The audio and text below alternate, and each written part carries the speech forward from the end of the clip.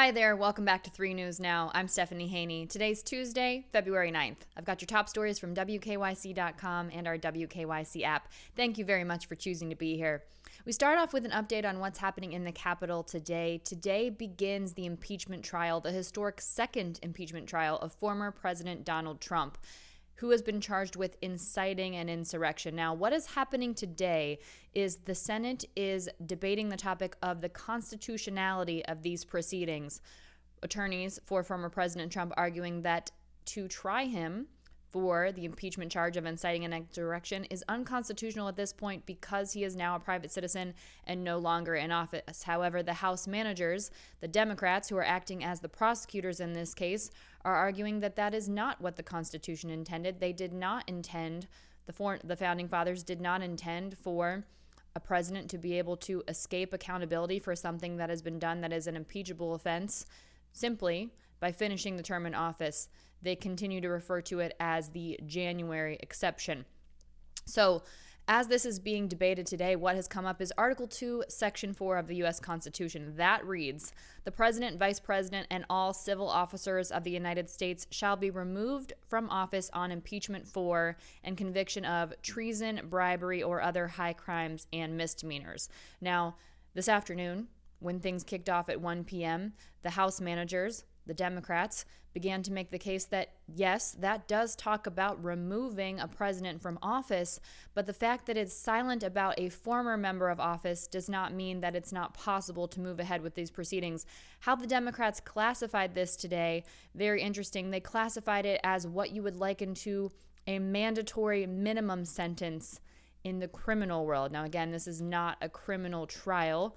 The potential sentence here is, yes, removal from office, which former President Donald Trump has already finished in his term, but there is also the possibility of being barred from future office, which is the case the Democrats will also continue to make as for a reason to move forward. Now, this will be voted on separately. Someone asked me on Twitter, they said, so if the Senate does decide that it's unconstitutional to move forward, then what? Does the whole thing just end? Theoretically, yes, because there will be a vote today because there's a maximum of 4 hours of debate on this issue, and there will be a vote on the constitutionality of moving forward, whether the Senate has jurisdiction to move forward with this impeachment trial. Now, at that point, then we will move into the other aspects of the Senate impeachment trial. Now, from a legal perspective, in my legal opinion as an attorney, it is highly unlikely that they will vote that is unconstitutional because the question does remain, if there is a conviction on the charge of inciting an insurrection, whether the Senate will then vote to bar the former President Trump from future office, which is very much a live question and could impact the former president's future. So we've got that streaming live on WKYC.com and our WKYC app. You can find that on the website. Now, today we are celebrating the life of former Cleveland Browns head coach Marty Schottenheimer, who passed away at the age of 77 after battling Alzheimer's for several years. He passed away on Monday, and the Cleveland Browns released this statement. As a head coach, he led the organization to 4 playoff appearances and 3 divisional titles, but it was his tough, hard-nosed, never-give-up-the-fight attitude the team embodied that endeared him to Browns fans and often led to thrilling victories. His impact on the game of football was not only felt in Northeast Ohio, but across the entire NFL. Our thoughts and prayers are with his wife, Pat, and his entire family. Now, his wife, Pat, last week when it was released that former coach Schottenheimer had been moved to hospice care, said this: "As a family, we're surrounding him with love and are soaking up the prayers and support from all those he impacted in his incredible life. In the way he taught us all, we are putting one foot in front of the other, one play at a time." That's one of the famous phrases that Coach Schottenheimer was known for. Now, he arrived in Cleveland in 1980 as a defensive coordinator for the Browns, and he was promoted to replace then-fired head coach Sam Rutigliani as head coach midway through the '84 season. Under Schottenheimer, that year, the Browns finished 4-4 to close out the year, and then in 1985, the Browns selected quarterback Bernie Kosar in the supplemental draft, and that brought in one of the most memorable periods of Browns football that we've had for quite some time, maybe leading up until this year. And as the head coach, he won 3 consecutive AFC Central Division titles, and the Browns made the playoffs for 4 straight years. Schottenheimer was also named the AFC's Coach of the Year in 1986. Now, that phrase, one play at a time, that was just one of the many mottos that he used to motivate the team during his 21 seasons as an NFL head coach. Not all of those with the Browns, but many of them. He would say, "There's a gleam, men," or "This is the Browns period." And his motivational speeches were often featured on NFL films, and years later, players still spoke very fondly of how much Schottenheimer's words meant to them.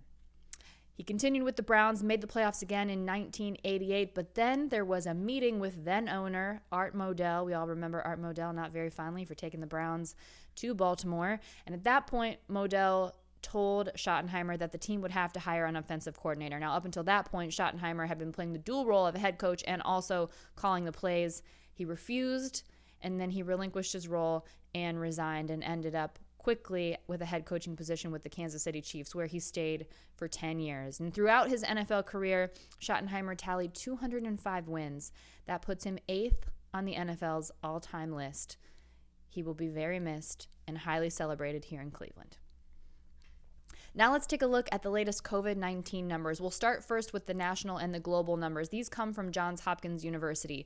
Globally, the total number of COVID cases is now at 106,684,894, and the total number of deaths is at 2,332,103. Here in the U.S., we are leading the way in terms of the percentage of those cases and the percentage of those deaths. We've got about 4% of the global population, but the U.S. has 25.4% of the reported COVID cases and 20% of the reported COVID deaths.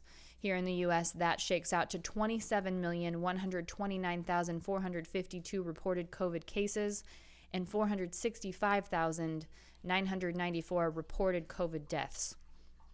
Here in Ohio, after seeing our lowest number of new cases since late October, the numbers are back up again today. In the last 24 hours, we've seen 3,207 new reported cases of COVID, and unfortunately, the reported deaths have also jumped up. We've seen 98 new reported deaths related to COVID in the last 24 hours.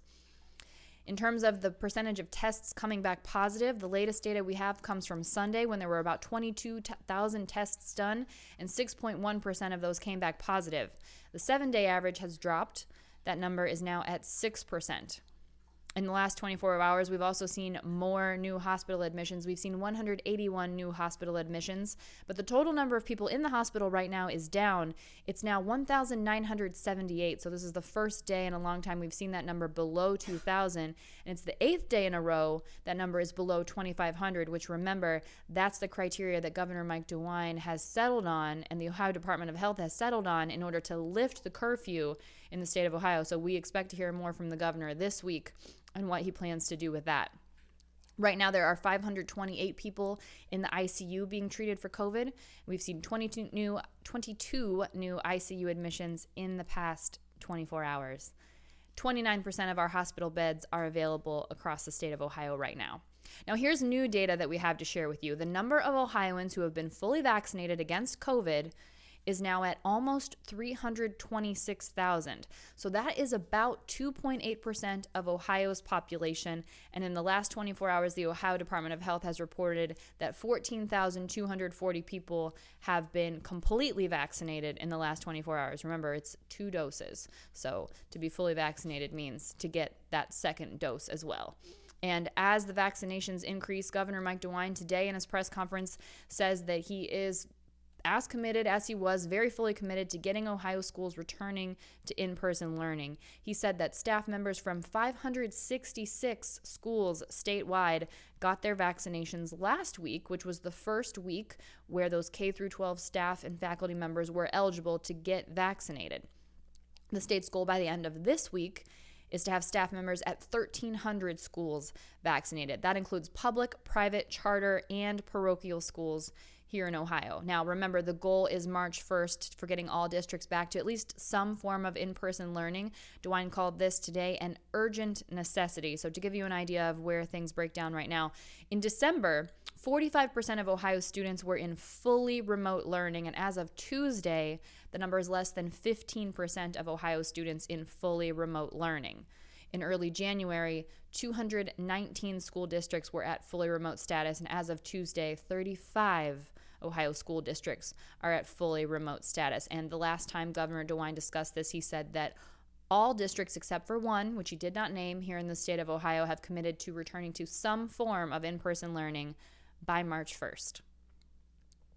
Here is something for the history buffs and for people who would like to maybe get their hands on a piece of history here in the greater Cleveland area. There are historic collections from 2 different Hunting Valley mansions up for grabs at a Cleveland liquidation sale that's kicking off this week. We're talking about fine works of art, a 12th century musical manuscript, antique rugs, hundreds of 16th century books and furnishings from 18th century antiques to modern hardware. This is a liquidation sale that's happening at the Madison in downtown Cleveland, and that's going to run through Valentine's Day weekend. That'll start this Thursday, February 11th from 4 to 9 p.m., and then it will run from 10 to 3 p.m., 10 a.m. to 3 p.m. on Friday, Saturday, and Sunday being Valentine's Day.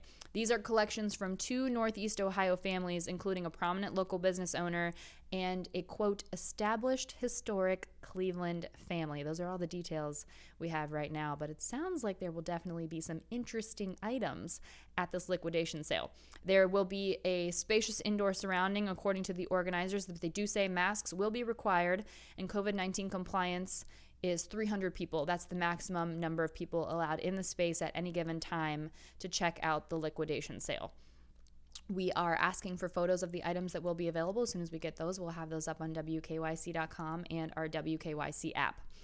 And as you may know, if you've been watching our broadcasts, 3 News is taking on an initiative called Save Our Sauce, where we are highlighting local restaurants in the Northeast Ohio area that you can patronize by shopping there to go, sitting outside. Some people are comfortable dining inside. So we've got a roundup of some of those. We have 10 Ohio City restaurants that you absolutely have to try. Those are up on WKYC.com. Here's a couple of them. La Petite Triangle Cafe. This is in Ohio City at 1881 Fulton Road and is a bona fide taste of Paris, both in spirit and in food. It's absolutely adorable. I've driven by it many times and is definitely on my list of places to try. I haven't made it there just yet. Another one, Black Pig at 2801 Bridge Avenue. The owner, Mike Nowak, he's one of the most talented chefs in town, and their approach is very old world when it comes to making their cuisine. They have an in-house butcher, charcuterie making, and make their own pasta as well. And of course, being called the Black Pig, you expect there are a lot of pork dishes, but there's also pasta, chicken, and seafood. Seafood would be the one that gets me in the door. And they do ticketed dinner events, one Wednesday a month since the start of the pandemic. So you can check that out. We have a link to that on WKYC.com. And one more for you, Mason's Creamery. This is at 4401 Bridge Avenue. You might be familiar with Mason's Creamery for their delicious homemade ice cream, but did you know that in the colder months, they transition to a ramen house? So they do have some ice cream still available too, but they've got all different kinds of ramen. They've got pork, chicken, and vegetarian versions of this delicious soup. And they are open now, so you can check that out as well. Again, links to all of this on WKYC.com and our WKYC app. And by the way, today is National Pizza Day. So a great day to get out there and support your favorite pizza shop, whether that means picking it up to go or having delivery. Let me know what your favorite pizza shop is. Send me a message, _Stephanie Haney. I'm a big pizza fan. Been a long-time pizza fan. One of my favorite places in Canton, the Pizza Oven. Just had it not too long ago when I popped down there really quick to have a very distant visit with my parents, all masked up and all that good stuff. All right, that's it for your 3 News Now update for Tuesday, February 9th. I'll see you next up on What's New with your trending stories in the Clicking in Cleveland segment. And another reminder, if you haven't checked it out yet, check out my 3 Things to Know with Stephanie Haney podcast. We're talking all about the love languages this week, so how you can better understand what it is that makes you feel loved and how to make your partner feel loved, which is perfect leading up to Valentine's Day, which, as I said before, is on Sunday, if you need that reminder. All right, that's it for today. I'll see you next up on What's New, everybody. Stay safe and be well. I'm Stephanie Haney.